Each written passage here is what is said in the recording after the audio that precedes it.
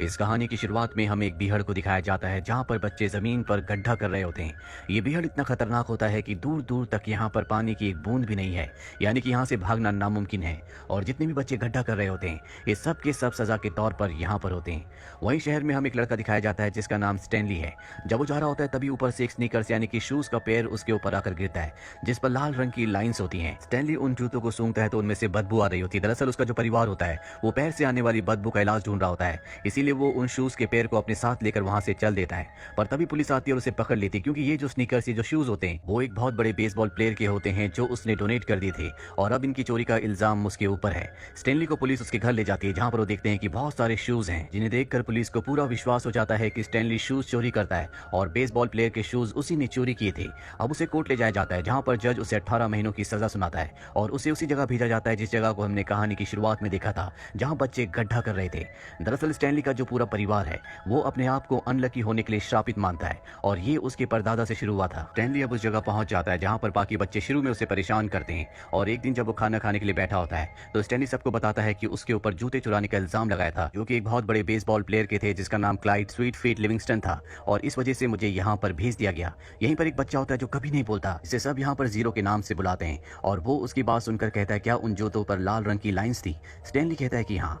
Stanley रात को जब अपने बेड पर सो रहा होता है तो वह अपने दादा की कहानियों को याद करता है जिसमें जिक्र उसके परदादा का होता है जिन्होंने शेयर मार्केट में बहुत पैसा कमाया था, लेकिन एक किसिन कैट नाम की लेडी जो कि लुटेरी थी उसने उसके परदादा को बर्बाद कर दिया।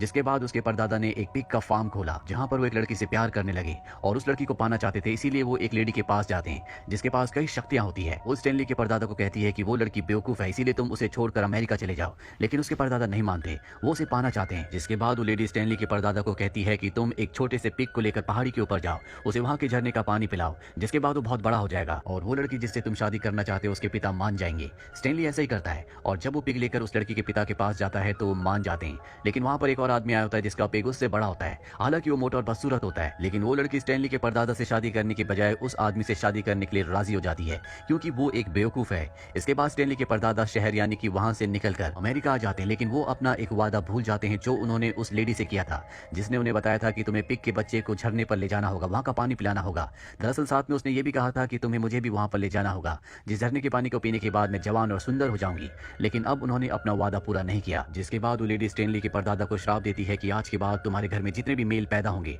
वो सब के सब अनलकी होंगे और इसीलिए स्टैनली के परिवार में अब किसी के साथ भी उसका लक नहीं है। वहीं प्रेजेंट टाइम में दिखाया जाता है जहां पर स्टैनली सभी के साथ जमीन में गड्ढा खोद रहा है, लेकिन यहाँ पर किसी को नहीं पता कि ये जमीन में गड्ढा क्यों खोदते हैं। और एक दिन जब स्टैनली गड्ढा खोद रहा होता है तो उसे जमीन में एक चीज मिलती है जो कि बहुत पुरानी होती है। वो उसे लेकर इंचार्ज के पास जाता है ताकि उसे शाबाशी मिले, उसे कुछ रियायत मिल जाए, लेकिन इंचार्ज उसे बताता है कि जमीन से निकलने वाली हर एक चीज की वैल्यू नहीं है। आज से 100 साल पहले यहाँ की जो वार्डन है ये पूरी की पूरी जगह उसके परदादा की हुआ करती थी। वो इस पूरे के पूरे शहर को चलाते थे। उस वक्त इस शहर का नाम ग्रीन लेक था क्योंकि यहाँ पर एक लेक थी जो कि पूरी तरह से सूख चुकी है। और अब यहाँ से कहानी फ्लैशबैक में यानी कि 100 साल पीछे जाती है जहाँ पर हमें इसी जगह को दिखाया जाता है जहाँ बहुत सारे लोग रहते हैं। यहीं पर सैम नाम का एक लड़का था, लेकिन वो एक ब्लैक था। इसी शहर में कैथरीन नाम की एक टीचर होती है जो बहुत सुंदर है।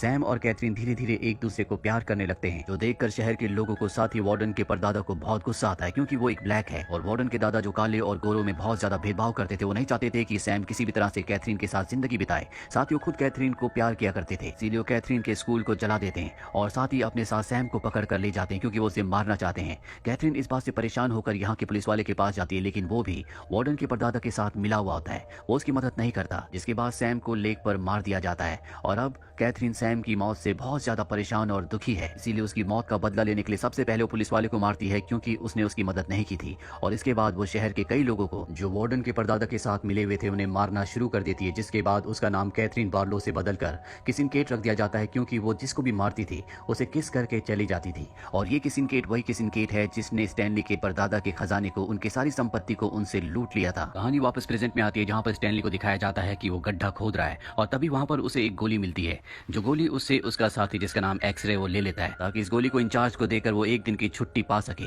और अब यहाँ पर इस जेल की जेलर आती है जो कि एक लेडी है जो उस गोली को बहुत ध्यान से देखती है और इसके बाद एक्सरे को एक दिन की छुट्टी मिल जाती है। वो ऑर्डर देती है कि उस जगह को अच्छी तरह से खोदो। वहीं इंचार्ज जब अपनी गाड़ी के आसपास नहीं होता तो एक लड़का उसकी गाड़ी से सनफ्लावर के बीज चुरा लेता है जिसके बारे में इंचार्ज को पता चल जाता है और अब सब अपनी जान बचाने के लिए बीजों की थैली को एक दूसरे को पास कर रहे होते हैं। और अंत में वो स्टैनली के पास पहुंच जाती है, लेकिन स्टैनली इसका आरोप किसी के ऊपर नहीं लगाता। वो कहता है कि मैंने इन बीजों की थैली को तुम्हारी गाड़ी से लिया था। इसके बाद इंचार्ज स्टैनली को सजा दिलाने के लिए वार्डन यानी कि जेलर के पास ले जाता है, लेकिन वो स्टैनली को सजा नहीं देती और कहती है कि इसको उसी जगह ले जाओ और इन्हें खुदाई करने दो। अब इससे पहले कि स्टैनली यहाँ से जाता, वो दीवार पर न्यूज़पेपर की एक बहुत पुरानी कटिंग देखता है जिसे फ्रेम किया गया होता है, और ये होती है किसिन केट के बारे में। उसका नाम होता है किसिन केट बार्लो, जिसने आज से कई साल पहले उसके परदादा के पैसों को, उनके खजाने को लूट लिया था। साथ ही उसने और भी बहुत सारे लोगों के खजाने को, उनके पैसों को लूटा था।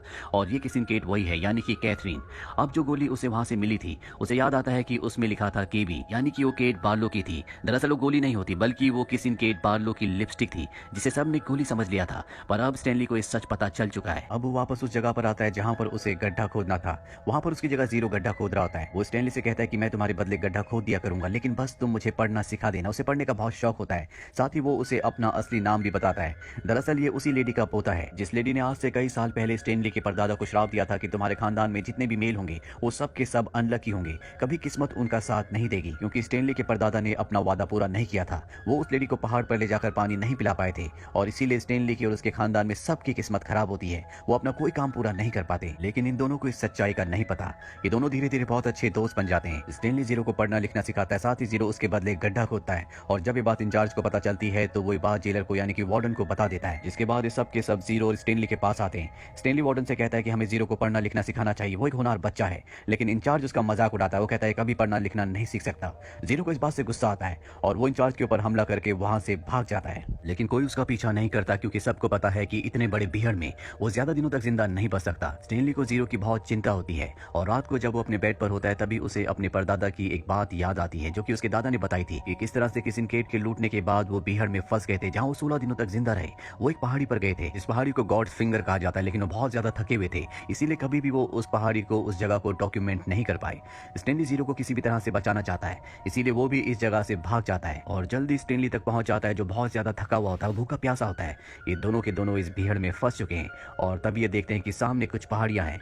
इन दोनों को एहसास हो जाता है कि ये वही पहाड़ियां हैं जहां पर आज से कई साल पहले स्टैनली के परदादा फंस गए थे। ये तय करते हैं कि ये इस पहाड़ी के ऊपर जाएंगे, जो कि बहुत ही खतरनाक है। और जब ये पहाड़ी के ऊपर चढ़ रहे होते हैं तभी स्टैनली का हाथ स्लिप हो जाता है। उसकी जान बचाने के लिए जीरो उसे शॉवल देता है और उसे ऊपर खींच लेता है, जिसमें उसके हाथ भी जख्मी हो जाते हैं।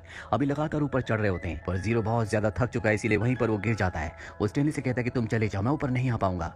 लेकिन स्टैनली उसे अपने ऊपर बिठाकर ऊपर ले जाता है, जहां पर ये देखते हैं कि पानी भी है, और ये वही चोटी, वही जगह होती है जहां पर आज से कई साल पहले स्टैनली के परदादा ने जीरो की दादी को ले जाकर पानी पिलाने का वादा किया था। स्टैनली यहाँ पर जीरो को पानी पिलाकर उसे होश में लाता है, और इस तरह से स्टैनली के परिवार के ऊपर जो जीरो की दादी का श्राप होता है वो टूट जाता है, जिससे स्टैनली के पिता, जो कई वक्त से पैरों से आने वाली बदबू का इलाज ढूंढ रहे होते हैं, जो उनकी किस्मत उनके साथ ना होने की वजह से पूरा नहीं हो रहा होता, अब वो पूरा हो जाता है। वो उसमें कामयाब हो जाते हैं, यानी कि श्राप अब टूट चुका है। स्टैनली के परिवार की किस्मत उसके परिवार के साथ है। साथ ही स्टैनली के ऊपर जो इल्जाम होता है वो भी अब पूरी तरह से उस इल्जाम से मुक्त हो चुका है, क्योंकि केस उसकी लॉयर जीत चुकी है।